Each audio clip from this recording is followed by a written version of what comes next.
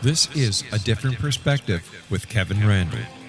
A retired U.S. Lieutenant Colonel, Kevin Randle has been studying UFOs for nearly 50 years. Kevin has investigated some of the most famous UFO cases in the world and has been consulted for dozens of documentaries about UFOs. Considered one of the leading experts into the Roswell UFO crash of 1947, Kevin has written more than 25 books about UFOs, including the recently published Roswell in the 21st Century. Now, here is the host of A Different Perspective, Kevin Randle. And welcome to this edition of A Different Perspective. I'm Kevin Randle. I'm going to be joined momentarily by Stephen Bassett. Stephen is the executive director of the Paradigm Research Group, founded in 1996 to end the government-imposed embargo on the truth behind extraterrestrial-related phenomenon. He has spoken to audiences around the world about the implications of formal disclosure by world governments of an extraterrestrial presence engaging the human race, and has given over 1,000 radio and television interviews. PRGs, that's the Paradigm Research Group, of course. Advocacy work has been extensively covered by national and international media, and including being featured by CNN, Fox News, MSNBC, The Washington Post, The New York Times, New York Magazine, Washington Times, Chicago Tribune, and on the X-Zone Broadcast Network, and of course, A Different Perspective. In 2013, PRG produced a citizen hearing on disclosure at the National Press Club in Washington. In November of 2014, PRG launched two political initiatives in Washington, D.C. One sought the first hearings on Capitol Hill since 1968 regarding the extraterrestrial presence issue. The other sought to inject the ET issue into the 2016 presidential campaign. Bassett has appeared in many documentary films, and his lectures and interviews are well represented on YouTube. Stephen Bassett, welcome to A Different Perspective. Nice to be with you, Kevin. It's been about, I think, about a year and a half since I was last on. I didn't think it was quite that long. I thought we had done something else, but we've had a lot of other activities in the last year and a half, too, including the derecho, which knocked me off the air for a number of weeks because everything went down and we had no electricity and no internet access and things like that. So maybe it has been that long, but welcome back anyway. I'm sure you've written at least 2 books since then, so it's time to have me back on. At least 2 books, and actually have a series of books called Vietnam Ground Zero that are being re-released. We wrote them in the 1980s, Bob Cornett and I, and they're being released by a English publisher. And you can go to www.vietnamgroundzero.com to learn about some of my activities in Vietnam, which is sort of a tie into that book. But I digress. Stephen, what's going on with disclosure? Okay, that's a specific question. I'm sure I can go right to that. Well, first of all, for your audience's benefit, what is disclosure in the question that you ask? In my world, it's the prize at the end of an activist movement, which you could call the disclosure activist movement. And it is the final confirmation of the extraterrestrial presence by our own government, which would mean from the President of the United States. A confirmation. It's a capital D, it's an event. It's the day we get that confirmation. Not everything else, just that confirmation. And of course, it will spread worldwide. And so the question is, what's the latest regarding our progress towards that event? A lot is happening. I'm trying to how to describe it. The last 3 years have been unprecedented in this 70-year road we've been on. It started with the To the Stars Academy's announcement of its existence, its launching in October of 2017. But then was kicked into high gear when 2 major stories appeared in the New York Times on December 16th, and those stories were primarily provided to them by the To the Stars Academy team, but then vetted, of course, by the New York Times and then published. And these were groundbreaking. This did occur, however, in the middle of some very extraordinary political circumstances in the United States. unprecedented in my lifetime. Though I was, I was just a kid during the Eisenhower administration and the Truman administration, but still I know a little something about that time and what was going on during that period, the last 4 years, unprecedented. And so the effect of those extraordinary stories was muted. It would have been far greater under different circumstances. But nevertheless, since then, there has been a cascade of events, actions, statements coming from all directions, from intellectuals, scientists, witnesses, government agencies, the Navy, the Army, politicians, and there's been plenty of coverage of this. In fact, at my website, paradigmresearchgroup.org, got to learn how to spell paradigm. It's going to be a very important word soon. I have a section under resources called Print Media Archive. If someone were to go to the site, click on resources, scroll down to Print Media Archive, go to the archive, and then go to October 10, 2017, where you'll see the first earmarked article regarding the To the Stars Academy. You can then read forward chronologically 700 earmarked articles related to the TTSA, as well as the subsequent events directed and indirectly connected to the TTSA. 700 articles. And then, if you want to go further, you go up to issues, scroll down to the Stars Academy, go to the media part, and I have about 160 videos up right now connected to the TTSA, including interviews they have, statements they have made, interviews they have given, as well as video news coverage of it. About 160 articles. Well, let me interrupt here because I have a question. Yeah. Hasn't there been some dissension in the ranks of the To the Stars Academy in the last few weeks? No, not dissension in the ranks. That is one of the recent developments. Since you asked what's the latest, a couple weeks ago, 3 of the key people who were part of the TTSA launch, the initial team, Luis Elizondo, Chris Mellon, and Steve Justice, stepped away from the TTSA, separated. This was not dissension. This was simply something they had to do. The TTSA has replaced them or has a team underway, and it's going to continue to move forward. It recently announced that they're adjusting their mission statement a little bit, maybe focus a little less on research. None of this surprises me. This is what I would have expected, because there is a larger agenda going on. So in order to really get this, understand some of these events that are taking place, it's you have to try to picture the larger agenda. So in my view, and as I've stated publicly, the fundamental agenda of the launch of the TTSA was to engage the issue, engage the media, particularly the New York Times, advance the process leading to congressional hearings. Getting congressional hearings was the goal all along. And the reason is simple.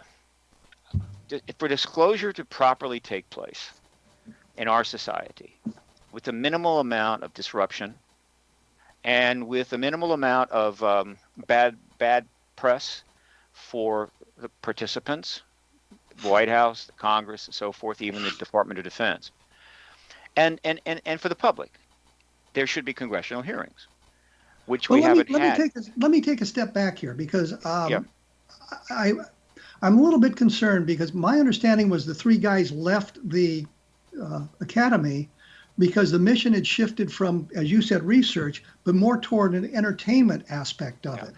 And that doesn't seem to be a good way to go. Yeah, they left the academy because that was what they had to do, and it was mentioned. They mentioned that the academy was involved in a multiple mission statement. There was a number of missions there, including research and entertainment, and they mentioned that. But there was no discussion of any contratemps. Now, let me again clarify. I'll get to the point, Kevin. You'll get what I'm saying here. So, hearings is what the goal. We haven't had one since 1968. It was a one-day, 4-witness event. It was basically for show. I'm sure the witnesses were serious, and then there's every effort to get hearings since then. There have been multiple attempts, have all been blocked cold. Even though witnesses have been turning up by the scores over the last 52 years, no hearings. Why? Because hearings on this issue with solid witnesses testifying under oath would clearly end the truth embargo, and the truth embargo was not to be ended yet. Okay, so now let me ask you a question here, because and taking in a little bit of a political term, we've had various administrations since 1968, both Democratic and Republican.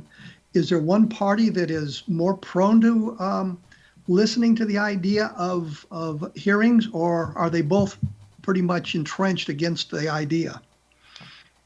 It's not that simple. Both, and I do want to get back to your original question. It's a very important point I'm making there. But both parties have been part and parcel of the truth embargo. They have not challenged it. No party has ever. But there were 2 Democrats, congressmen, that actually moved to try to get hearings. Internally, it's not known to the public. I know about it because I had an insider. They were blocked by the chairman of the Senate Intelligence Committee. But both parties basically have gone along with the truth embargo. So in that sense, they're the same. However, because of a special circumstance that took place in 1993, when Lawrence Rockefeller, calculating appropriately that the end of the Cold War and the end of the Soviet Union was now the time to wrap this up. Let's get this information out. Let's get it to the public. It's been embargoed long enough. And so he approached the Clinton administration in a serious way, resulting in what we call the Rockefeller Initiative, which went on for about 3 years, and essentially hooked the legacy of the Clintons and the Clinton political team to the issue for all time. And it played out. And so in the sense that there has been a lot that has taken place regarding the Clintons and some of their key advisors and this issue, I could then say that the Democrats are a bit more involved in this issue than the Republicans. And that would be as far as I really could go. But more in generally, the Republicans have a reputation of being better friends of defense than the Democrats.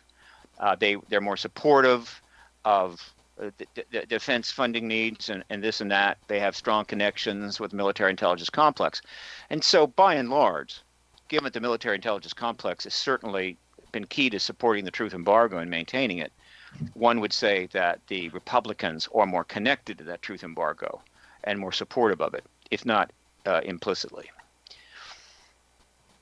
So to get back to what I was saying before, all right, hearings is what they got. So these hearings are coming. We're getting very close. There's a lot in the works regarding that, and I can get in that in a minute. But in order to do the hearings, ultimately, they have to be negotiated. In other words, there has to be a negotiation between the committee chairs and maybe other members of Congress and those that are seeking to get these hearings. And the people seeking to get these hearings are Chris Mellon and Luis Elizondo. And we'll toss in Steve Justice because he left with them, and I'm sure that there's an explanation for that. He's an extremely important person in all of this because he was the person on this To the Stars Academy team that basically represented the government contractors, the civilian government contractors working with the government. Steve, I've got to take a break here. Sure. I'm right up against my break. Sorry about that, because you were getting into the good stuff, and we'll get back to that when we return. I'm here with Steve Bassett. We're talking about disclosure. We're talking about what's going on in the world of disclosure.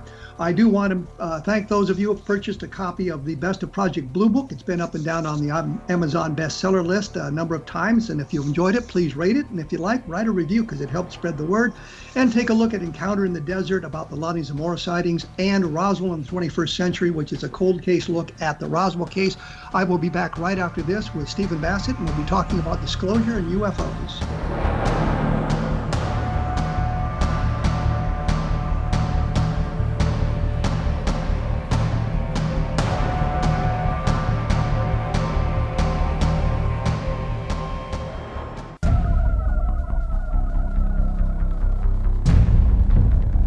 I am here with Stephen Bassett.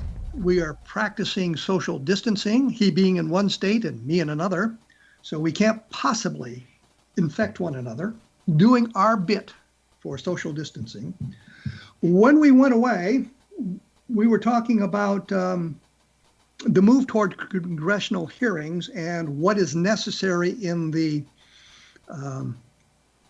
run up to those hearings, what has to be negotiated, what has to be done. And I had to interrupt you at that point, Stephen. So please continue. So the Elizondo and Mellon were setting the stage for hearings going back almost 2 years. Two things were going on simultaneously. Mellon was holding meetings on the Hill. He was bringing witnesses to Capitol Hill to brief members of Congress. I'm sure that he was focusing on certain key committees, the appropriate committees, and in particular their committee chairs, such as Marco Rubio, the Senate Intelligence Committee. We don't know how many of these meetings took place, but there was more than enough time to have several dozen. We also know that they briefed appropriately the president. We don't know who was in that briefing, but there's some good indication it was a couple of the pilots, and possibly Mellon was there as well, and the president was briefed. Nothing really came of that, but that took place. Meanwhile, Luis Elizondo, among other things, for the last 2.5 years, has been accumulating witnesses, military witnesses. Some of these have appeared on the Unidentified program. We've seen them. There were 14 episodes. Some of them even appeared in Silhouette. And other witnesses have been addressed and talked about from time to time. However, we're aware that scores of people were contacting Elizondo, having seen the Unidentified series, having seen the developments that were taking place, people in the military who wanted to discuss their story with him, which made them potential witnesses. And I'm sure to some degree they were vetted. How many of these potential military witnesses are queued up? We don't know, but it's probably a substantial number. So that's all been going on, very good. And they were part of the TTSA at that time. Well, let me ask you a question here, because we've had military witnesses coming forward for literally decades.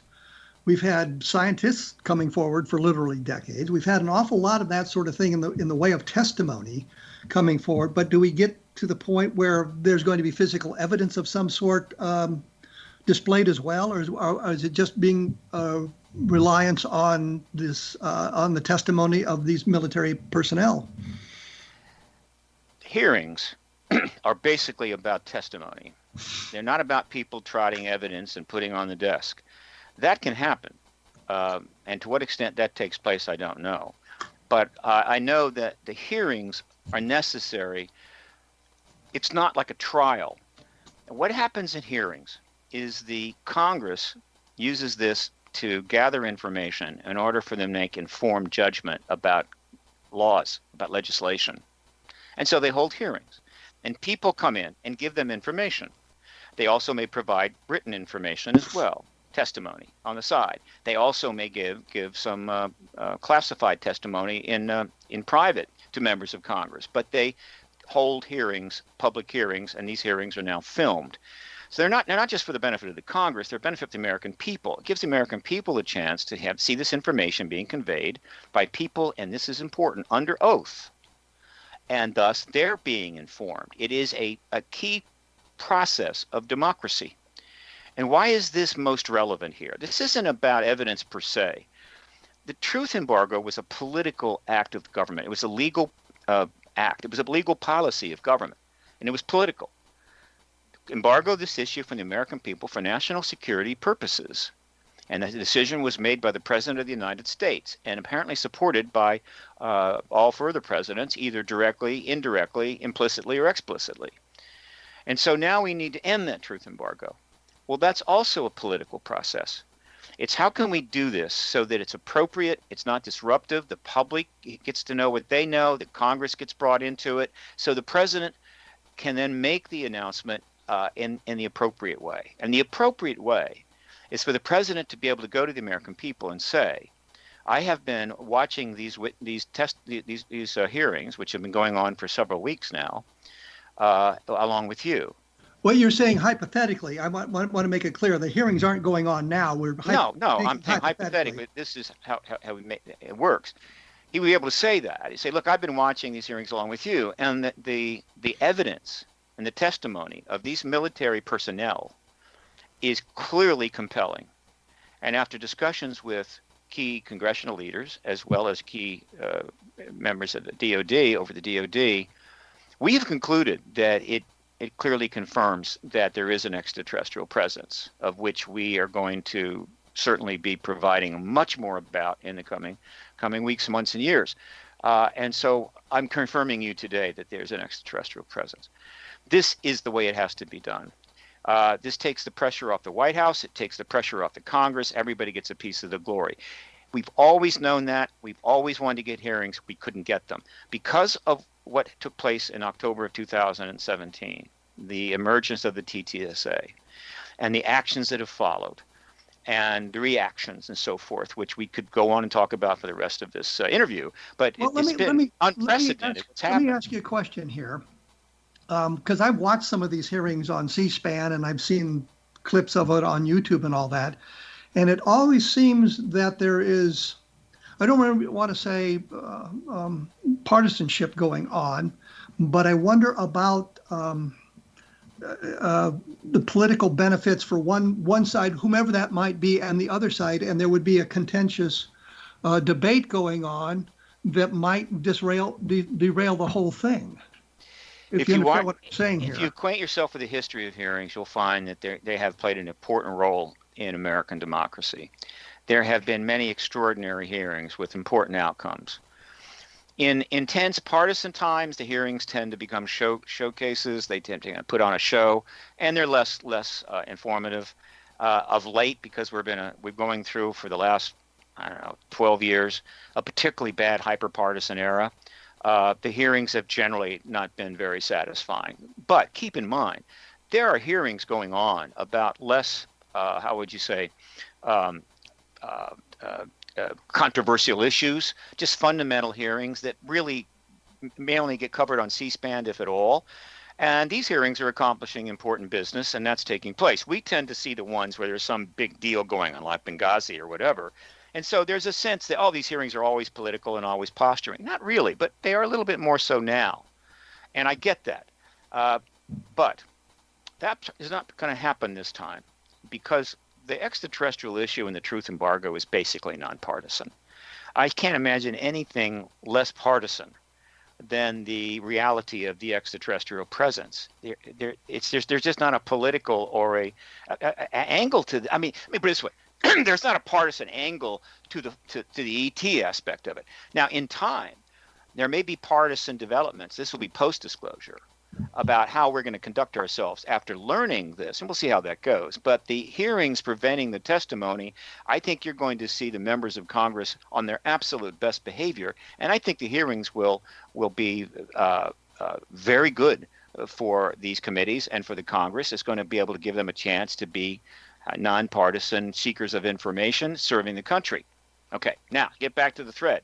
So this is what we have to have. And this is where they've been going. We are now getting close to that. Why? Because the political situation changed. It changed, obviously, with the election in November the 3rd. But nobody was going to take immediate action. Things were going to stay pretty quiet because it's not clear what was going to happen in the next weeks and months. I think on December the 18th, when the states essentially confirmed the electoral count, I think they made some moves, and there were some developments around that time. However, then things went to hell in a handbasket and got very bad. And right up until the inauguration, essentially, there was a great deal of chaos in the country. And so, again, things had to be pushed. I think they had to slow down a little bit, take their time. But however, once Biden was in office, then we had a clearly new political reality. It was still not comfortable and it wasn't pretty, but it was a totally different reality, and it was now possible to move forward. And as I've said publicly now, repeatedly, because I've done 50 interviews so far since January 1, I've got 15 more already booked. What I've said is this, that once Biden was president, knowing that hearings were in the works and needed to take place as soon as possible, The two principal limiting factors or key factors with respect to the timing was, one, the vaccination rate, how fast the vaccinations got out, and two, the impact of the new virus mutations. Depending upon how those went down, these hearings could take place as soon as late February, maybe even March, or April, or perhaps later. At this point, it's looking like the soonest could be, I would say, May, early May. But So here's a question. Here's a question. Aren't other governments aware of what's going on in the extraterrestrial realm? I mean, yes. Is it all focused on the United States Congress, or are there other governments looking to participate in this disclosure? The work of the TTSA and Mellon and Elizondo and Justice is focused on the U.S. Congress. They're not trying to get the Putin, the Russian government to hold hearings. There's other things going on out there, and there are some other heads of state could step into this at the last minute any time. There's nothing we can do about that, except get the damn hearings done as soon as possible and get to where we need to be. And with any luck, it'll be our president that confirms the ET presence. But you're suggesting a sense of urgency here, and I don't understand your sense of urgency. Why is there this sudden sense of urgency? I'll get to that in just a second. That's a very good point. So the reason, in my view, though they're not saying, and they're not going to say, that Mellon, Elizondo, and Justice had to step away from the TTSA is because once you start the negotiations, the actual discussions about, okay, how are we going to do this? The Congress cannot be negotiating with the To the Stars Academy, which is, as long as they are part of the To the Stars Academy, that's what they're negotiating with. The To the Stars Academy is a public benefit corporation that raises money. It has a multiple mission statement. It does entertainment, does a number of things. There's other people involved. You do it. You don't do it that way. You're going to negotiate with Mellon and Elizondo and possibly Justice individually. In other words, they are citizens, private, not connected to the organization. That's the way it had to be done. So in order to start the real negotiations, they had to step away, and I believe that's why they did. Now, why the urgency? Now, this gets interesting, all right? And there are a number of reasons why these hearings must take place as soon as possible. These are my reasons. Are these reasons shared by Rubio or Warner or the president or the DOD or anybody else? I don't know. But they're, I think, pretty clear. It's pretty clear logic here. Here's one reason, the simple. The events that have been taking place the last 3 years have clearly been signaling the end of the truth embargo. I mean, we're in a place we've never been before, unprecedented, and developments are ongoing. It's hard to even keep up. I cannot keep up with all of the news, developments, podcasts, new witnesses, and everything else emerging. I can't do it, and that's all I do is try to keep up. And so at any time, Putin or Xi Jinping could step in and go, yeah, by the way, there's an extraterrestrial presence. I'm confirming that to the 1.5 billion Chinese today. We have plenty of evidence. We'll give you what you want. And bingo, Xi Jinping is the disclosure president, and China is given an enormous geopolitical advantage and glory and historic this and that, and elevated on the world stage. Or Putin, pick your choice. So that's one reason we need to get it done. But under the way that I say it's going to happen, there is plenty of time for Putin and Xi Jinping to jump in. Maybe they will, maybe they won't, but there's nothing we can do about that except get on with business.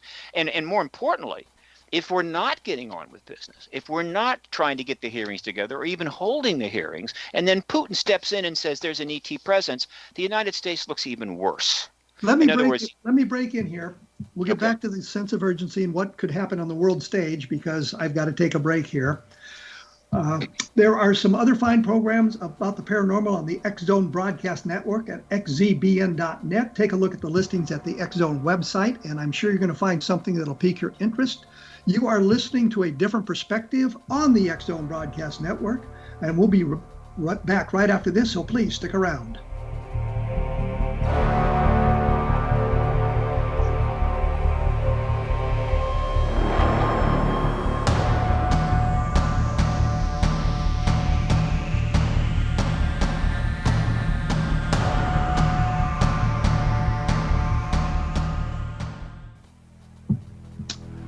I am here with Steve Bassett.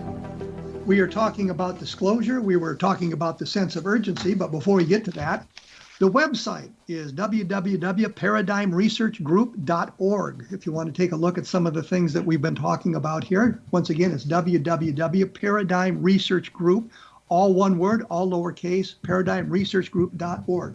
Stephen, when we went away, we were talking about this sense of urgency, and you were giving us a couple of reasons why there was this sense of urgency. One is for the United States to be the disclosure, I guess, entity, as opposed to the Chinese or the Russians. I was thinking maybe the British or the French or maybe the Australians like to get into it as well, but that's a whole other argument. No, that's true. They could. So, and I know the French has done the French just did a big report on UFOs, and I think the British have been letting stuff out periodically. I'm not sure what exactly the Australians are doing at this point. Anyway, we were talking about the sense of urgency. So you'd given us one of the reasons, and I think there were others you were about to Yes. enumerate. And I was pointing out that again, if we're not doing hearings, if we're not following what is in the works, and then Putin or somebody were to do it, I say particularly Putin and Xi Jinping. If one of our allies like Canada or something or France were to do it, it would be less damaging to us. But if it's Putin or Xi Jinping, it's a disaster. So if we're not doing that, it looks even worse, because the world will see United States clinging to the truth embargo until the last dog dies, determined to never tell the world the truth about the ET presence. Absolutely never going to happen. And then boom, we get it from Vladimir Putin. This is not a circumstance we want to be in. Okay. The second reason is more complicated, but let me put it this way. President Biden stepped into a situation which is comparable to what FDR stepped into in 1933. It's a mess. It's a disaster. And the problems that need to be dealt with immediately are huge, and it's going to be a rough road. It's going to be very difficult. And the way you solve problems when you're the president of the United States is by spending political capital. You come in to the White House with X amount of political capital, and you start spending it in order to get things done. I don't know enough about the FDR administration. I may go and look at it because I'm fascinated by the time. But FDR apparently had the political capital and started spending it, and was able to get some extraordinary things underway. Some worked, some didn't. But most people agree he saved the country's took us. So Biden's in a similar situation. I mean, how strong is the situation? As much money has had to be spent now on the crisis developed by the virus that was spent in World War II.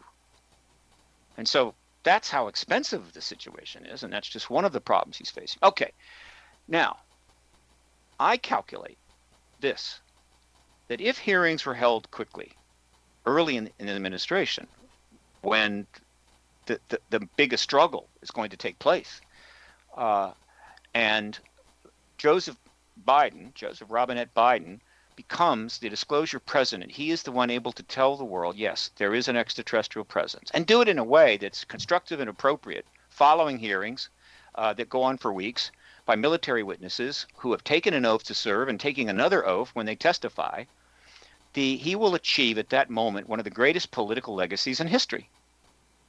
He will be elevated on the world stage, and that will give him an enormous amount of additional political capital, which he then can use to get the legislation needed to deal with the problems that we face, not only internally, but also problems we face elsewhere. The political capital, for instance, to possibly really begin a Marshall Program to deal with the triangle in Central America, and also to some degree Mexico, so that we can provide a situation down there where people don't want to leave because it's relatively a nice place to live, instead of hell on earth and having to flee to America by the thousands. And I could list 100 things like that. And so one reason we need to get the hearings right now and get disclosure done is so the president can be given that political capital to use to the benefit of the country. But what happens if the rest of the world comes out and says, hey, this is untrue. There's no extraterrestrial presence.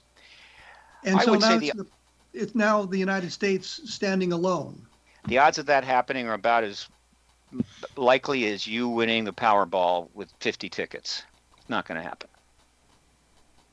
but I've won the Powerball. I just got $7 from them. Yeah. And spend that $7 wisely, but not in service to that particular speculation. The rest of the world is not going to say it's not true, Kevin. Well, I don't see a real benefit to announcing disclosure at this point in time. I just gave you two. And I understood that, but I don't understand the benefits because of all the other things going on. And this disclosure is going to disrupt society even more so than what's going on now. Disrupt society. There's all sorts of studies of what happens when a technologically superior civilization contacts a technologically inferior civilization. Sorry, I'm stumbling for the words here. That technologically inferior civilization ceases to exist. And it seems to me that we would be at that point where we now know that interstellar flight is possible and all the benefits derived from that.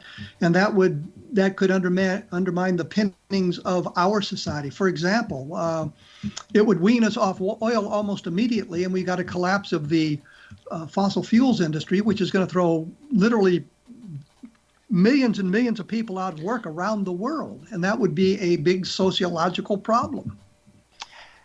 What can I say, Kevin? I don't agree with a single word you just said. It's old thinking. It's no longer valid.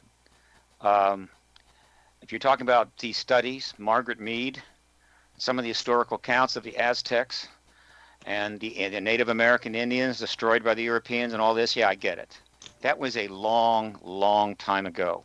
We are not the Aztecs, and the ETs are not the Spanish, right? We are not Native Americans. I said nothing about conquest. No, you said it virtually destroyed them. You said it I didn't disrupted. say conquest. I said destroyed them because the introduction of that technology is what could destroy them. No, the Spanish were able to destroy the Aztecs because they had superior technology. They could have come and worked out things with them and had trade agreements with them and not destroyed them, and used the technology to destroy them. But they chose to do it. And we were able to destroy the Indians because we had superior technology. And that is the message that's been put out there by skeptics and debunkers going back several decades. The ETs have superior technology. Therefore, once they engage us, they will destroy us. Therefore, we can't disclose their presence. Well, this is totally bogus. The ETs are already engaging us. They have been present for a very long time. So in other words, the Spanish are already here. If they wanted to, quote, what technological benefit have we received from the extraterrestrials? I'm not suggesting that we have gotten any technological benefit. I'm saying, and see, that's my point. And I can point to a very simple study that took place, I believe it was in Africa, where the anthropologist went in with steel axes, and to get the people to talk to him, he would offer them a steel axe. But the society was based on this idea that if you needed an axe, you had to go to the headmen or the leaders of that society to get the use of a stone axe. A steel axe is far superior to a stone axe, and that undercut part of the opinions of that society. It wasn't conquest. It wasn't force of arms. It was a mere introduction of the technology. Kevin, this is 2021. We are an extremely advanced global civilization. Steel axes and stones from Africa years ago have no bearing on this whatsoever. No, the point simply is the introduction of the technology, and what technology could be introduced to our society from the extraterrestrials is what the problem is. Fine. Okay, but the issue being discussed is disclosure. It's not the introduction of any technology. I'm not saying that within the next weeks or months, the extraterrestrials are going to introduce technology. I'm saying that in the next weeks or months, if all goes as according to plan, I think, we're going to get the confirmation of their presence. That's all. Now, whether or not the ETs introduce technology is another matter. One could make the case that once we acknowledge them, well, then the ETs will go, wow, you've acknowledged them, so here's a bunch of technology. I don't know that. There's going to be, let me put it this way. After disclosure, don't expect any ET technology. Expect the human race to engage the ET issue in an intense way, and all your books will well, you should probably reissue all your UFO books for sure in multiple editions. You'll sell a lot of them, and so there's going to be a lot of that. Now, at some point, the world is going to be so up to speed, I guess you could say, on the actual history of the ET reality, and we'll have information from private as well as government sources, that I believe the extraterrestrials would then be comfortable and feel it appropriate to then openly engage us. And I call that open contact. And I put that 2 years out. Now, what is open contact? Open contacts for the extraterrestrials are basically now communicating with us in an open fashion. It may be through the UN or a new organization.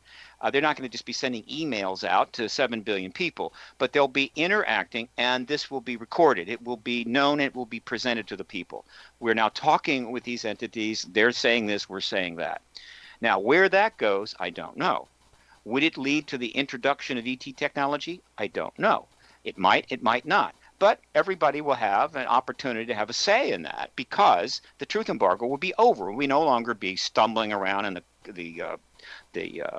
living room in the dark, stubbing our toe in every piece of furniture because the government has decided to lie to us for 74 years. So ET tech, I don't know. It could happen. It might not happen. And also, it's also the case that ET could destroy us anytime. They're already here. If they wanted to go medieval on us and basically do to us what the Spanish did to the Aztecs, they could do it tomorrow. And so that's kind of a moot point. They're going to do what they're going to do. What matters now are what are we going to do? And what we need to do is to stop this embargo. You bring up an interesting point, though. Mm-hmm. And it's one that I've thought about a number of times as well. If they want to destroy us in a conquest, they certainly have the capability of doing it, and there's nothing at all that we can do about it. Wouldn't that in itself introduce panic into the public, suddenly realizing, oh my God, they're here, and we don't know what their motives are? I think, I just finished reading again Witness to Roswell, which is an extraordinary book. It's just an absolutely extraordinary book. I mean, you've written books about Roswell. Of course, you've written even one, I think maybe two, with Don Schmidt. But Carey and Schmidt's book, Witness to Roswell, is extraordinary. And one of the things that I noticed about that book, or about the content, was this. There were a number of people who became aware of what happened, were there when it happened, saw bodies, saw wreckage, so forth, who took it in stride. Was like, well, this is pretty interesting, whatever. And how many? Many, I'm sure. But there were clearly a number of people who it just shook them to their foundation. They were upset. They cried. Some of them had PTSD. And some of them, had serious consequences. And so I noted that. Though it is also worth noting that one of the chief reasons for, how would you say, trauma from the Roswell incident for witnesses wasn't just the fact that smelly bodies were found and taken into the hospital, but because in the coming weeks, the military went around to a very substantial number of people in that town, scores, possibly hundreds, and threatened with them with death.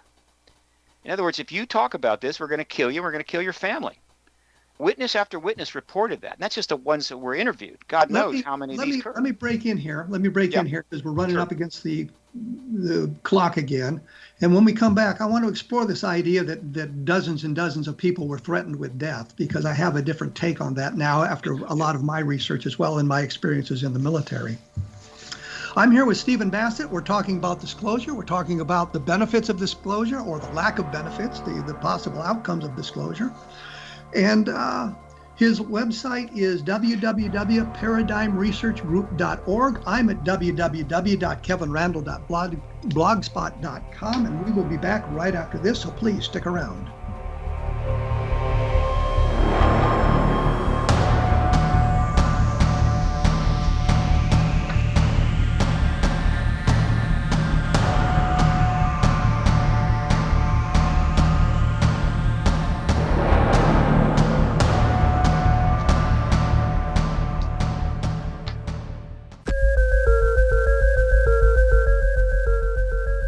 I am here with Stephen Bassett. He is not stomped off in anger, and neither have I. So we'll continue our discussion. When we went away, Stephen had mentioned a number of people being threatened with death after they're witnessing a part of the Roswell case.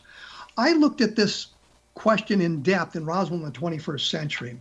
A number of those people who made those claims are not credible witnesses any longer. I'm thinking specifically of Glenn Dennis here is one of those. There were many military people, I think, were probably more threatened with this is a classified operation.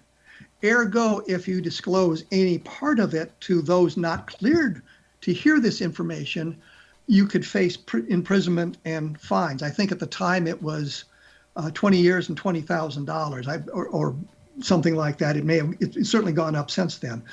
The point simply is, I think that in the enthusiasm of our research into Roswell, that we thought that the idea that these people were threatened with death and destruction was overplayed, I think.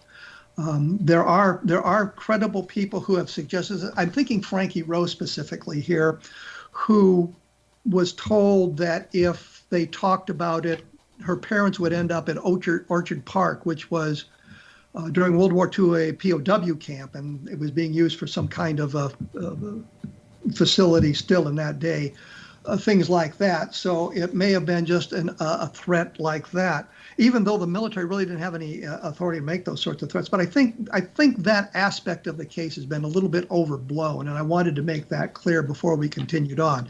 Leaving that aside, you wanted to take us in a different direction now. Steve, you had something that I had interrupted and we got off on that tangent. I think that I am quite sure that if General Ramey had not, if Truman had not acted as quickly as he did, because I'll assume the order had to come from Truman to Ramey to do what Ramey did, and reverse the story before any serious reporters got to Roswell. I don't know if any of them actually did. I think the Life magazine reporter got there, but he was actually taken to a false location. That in this issue had gotten out, disclosure would have happened. The ET reality would have been known in 1947. And it wouldn't be some broadcast on a radio by Orson Welles creating a false invasion to be an entertainment show that was misunderstood. It would be a confirmation from extraordinary event that took place in Roswell. I'm quite sure that the men and women who successfully defeated the Axis powers in World War II and went through living hell, and the public, which was aware of what happened in that war, aware of what happened in Germany, the genocides, everything else that went on there, that the American people and the world's people, certainly in the West, in the developed world, would have been profoundly affected by it, would have been surprised, but I don't think they would have come apart at the seams. I think the vast majority of people would have said, well, the world's an interesting place, and we're now in a post-war time, and let's address this. There probably would have been a number of incidents where people acted badly, and nations might have gotten a little bit worked up and been concerned about the impact of this new truth on the geopolitics of the time. But given what they've just gone through in World War II, it couldn't have been worse than that, and probably would have been okay. So overall, I think it would have worked out. Now, let's jump forward 75 years. In the past 75 years, the human race has been drenched in extraterrestrial cultural information of every type. Hundreds of movies, tens of thousands of books, TV series, documentaries, interviews, and on and on and on. And these movies, I'm talking about movies now, big films, were seen by billions of people that watch these films, collectively. And so the idea of the extraterrestrial is completely part of the global culture. You would have to go very far to find somebody who doesn't know what an extraterrestrial would generally be. It's some being from another place. UFO, totally, 100% virtual market penetration. And so this idea that if now we disclose that, yeah, they're here, right? And in fact, most people go, well, I heard that they've been here for quite a while. Yeah, well, yeah, they've been here for quite a while. This idea that now all chaos is going to reign and politics is going to be disrupted and nations are going to, and tectonic plates will move. No, that is just propaganda. It's been put out for decades, either deliberately or intentionally or unintentionally. Is fundamentally would be viewed as propaganda designed to service the truth embargo, listing various bogus reasons why this embargo must remain in place. Truth embargo over all. This 75-year, 24/7, day-to-day lie perpetrated on the world's people by their own governments must continue. Well, but isn't this whole thing about power? Everything's about power one way or another. And so right? By keeping this information under wraps, they're maintaining their power. Actually, they're undermining their power, because power, and particularly in democracies, is fundamentally based upon trust. If you have high approval rating, if you've got strong trust by the people in government institutions, you can do lots of things, okay? If you don't have that trust, then in order to exercise power, you have to use authoritarian means, crush people, kill people, imprison people. Well, in democracies, you don't want to do that. And so in a democracy, if you want to maintain power, you need to maintain trust. And this truth embargo has been a key factor in undermining trust of the American people in their government. For 75 years, every year, more and more people, millions and millions of people, have come to understand that this is a lie and that the government has been keeping this embargoed all of this time. And as we've seen trust in government erode, we've seen government power erode. Government can't get anything done. It's hyper partisan. They can't fix a bridge. They can't agree to anything. There's huge distrust. You've got people now trolling, the politicians and others on the internet.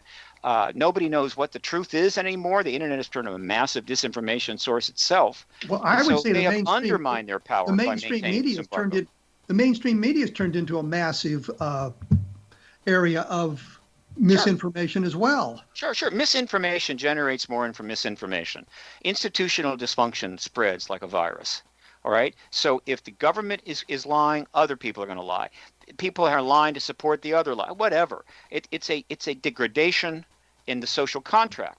And so trust in government has always been very low. It's gotten extraordinarily low. In fact, I've said many times, the trust level that the American people have in their institutions right now, in many other cases, would have resulted in the end of that country. It would result in a failed state. But we have such a strong constitution, and we have done well enough, long enough, that as this has developed in the last 70 years, we've been able to keep it together. But you may have noticed that lately, we're really struggling a lot harder to keep it together. And so, again, ending this truth embargo and bringing more trust back to government, and more trust in government from the people, is going to increase government power, but increase it in a positive way, giving the government power to do what needs to be done. Isn't that kind of a contradiction? Well, we've been lying to you for 70 years, but now you can trust us on this. Let me tell you something, Kevin. I've said many times. I don't know if you've ever had anybody in your life who's lied to you. I mean, really lied to you. Or if you've encountered a pathological liar. All right. But if you have, what happens is that you lose complete trust in that person. In other words, you've lied to me repeatedly over and over again. Could be a son, could be a daughter, could be a wife, could be a coworker. I cannot believe anything you say. Okay, fine. Now, how would you correct that? One would say you can't. You cannot correct it. You can never believe what that person says. So if it's a wife, get a divorce. If it's a son, throw them out of the house. But no, you can't do that. And so how can you restore the relationship?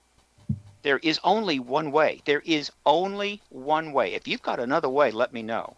The person that has been lying has got to start telling the truth.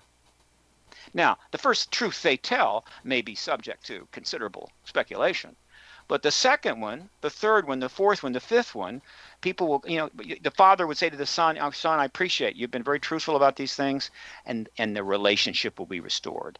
And so the only way the United States can regain the trust of the American people, which it sometimes has hit for the Congress 8%, is to start telling the American people the truth, not about one thing, not about small things, but many truths about big things, and take the responsibility and take the accountability. Maybe even apologize, whatever the hell. And tell the truth. I'm sorry, Dad, I lied to you. But the truth is, this is what happened. That is the only way. Kevin, if you've got another way for the United States government to regain the trust of American people, please tell me. I want to know. Well, I can think of a number of ways, and one of them would be to stop the strictly partisan operations on both sides of the aisle, but that's an argument for a different program and not mine. Well, you can be nonpartisan. I'm going to have to end it there, Steve. I'm going to have to end it there because I'm out of time. Okay. The website is www.paradigmresearchgroup.org. And do you have any lectures or anything coming up you'd like to talk about quickly? I don't. I have a podcast that's just getting going. It's called thedisclosurewire.org. Everybody has a podcast, so I'm going to have one, but it'll be a while. I hope to get another thing up soon. Just paradigmresearchgroup.org. If you go to that website, you can sign up for the free newsletter, the updates there. And please follow Paradigm Research Group on Twitter and Facebook. Well, thank you, Steve. Appreciate you taking an hour out of your busy day to help us understand the aspects of disclosure. It is always my pleasure, Kevin. Thank you, Steve. Next week, I'm going to be talking to Lawrence Spencer. He claims to have received documentation from a medical technician, not a nurse, medical technician at Roswell back in 1947 to talk about her experiences there and some of her philosophies that she supposedly gained through her telepathic communications with an alien that survived the crash at Roswell. We'll take a look at that and see where we're going and see what kind of evidence we can get out of that. In coming weeks, I hope to be talking to a number of other people. I'm hoping to get Mike Shermer back on the program. We talk a little bit about skepticism and how that all operates in the world arena, and looking for ways of examining both sides of the issues here in UFOs, the true believer as opposed to the debunker, the true skeptic and the true researcher. Seeing how we can bring that sort of together, maybe get some kind of an idea of exactly what is going on out there in the world around us. I've looked at an awful lot of stuff in the last several weeks about UFOs, and I have to tell you, I keep bouncing back and forth. I see things that seem extraordinarily mysterious, and you dig a little deeper and the mystery vanishes. And you find something that doesn't seem to be that interesting, and yet there are aspects of it that just aren't easily explainable. And looking for ways to introduce multiple chains of evidence into the UFO research. By multiple chains, I mean not just witness testimony, but radar, pictures, electromagnetic effects, landing traces, all of that sort of thing brought into it. So you have multiple chains of evidence leading us in a direction as opposed to just the idea of a witness telling us one thing and we having to accept exactly what he or she says as the gospel, that sort of thing. So we'll take a look at some of those things in upcoming shows as well, because I think that's important to look at all of that sort of thing. And as I say, I think that Roswell in the 21st century, it was a look at the cold case, look at Roswell as a cold case and eliminate some of the witnesses that seemed very credible in the beginning, but have lost their luster simply because we've learned more about them and learned more about what was going on in New Mexico in 1947. I think you need to take a look at that. Encounters in the Desert is an important book because it talks about the Lonnie Zamora case. And coming up, in just a couple of weeks, I have a book coming out called UFOs in the Deep State, and I think it touches on a little bit of what we were discussing here today, so that might be something you'll be looking for coming up in May. You have been listening to A Different Perspective on the X Zone Broadcast Network. I'll be back in 167 hours, so please stick around, and thank you for tuning in.